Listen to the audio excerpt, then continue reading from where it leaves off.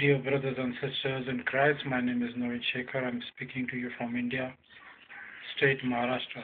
Today we are going to read the book of Esther, chapter 4. When Mordecai learned all that had happened, he tore his clothes and put on sackcloth and ashes and went out into the midst of the city. He cried with a loud voice and bitter cry. He went far as the front of the king's gate, for not one might enter the king's gate clothed with sackcloth. And in every province where the king's command and decree arrived, there was great mourning, and among the Jews, with fasting, weeping, and wailing, and many lay in sackcloth and ashes. So Esther's maid and eunuchs came and told her, and the queen was deeply distressed. Then she sent garments to clothe Mordecai and take his sackcloth away from him, but he would not accept them. Then Esther called Hataka, one of the king's eunuch, whom he had appointed to attend her, and she gave him a command concerning Mordecai to learn what and why this was. So Hathach went out to Mordecai in the city square that he was in front of the king's gate, and Mordecai told him all that happened to him, and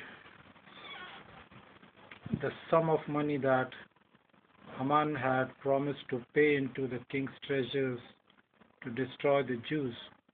He also gave him a copy of the written decree for their destruction, which was given at Shushan, that he might show it to Esther and explain it to her, and that he might command her to go in to the king to make supplications to him and plead before him for her people.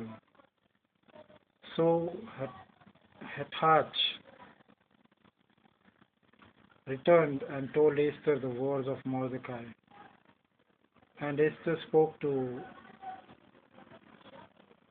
Hathach and gave him a command for Mordecai. All the king's servants and all the peoples of the king's provinces know that any man or woman who goes into the inner court to the king, who has not been called, he has but one law: put all to death except the one to whom the king holds out the golden scepter, that he may live.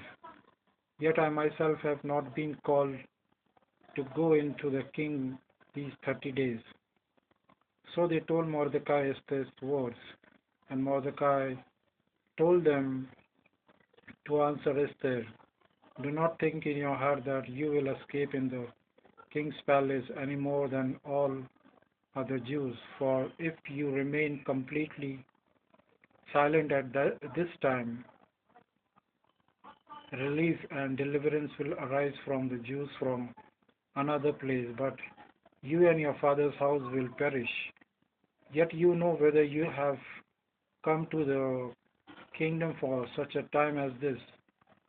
Then Esther told them to reply to Mordecai, "Go gather all the Jews who are present in Shushan and fast for me, neither eat nor drink for 3 days and nights or a day.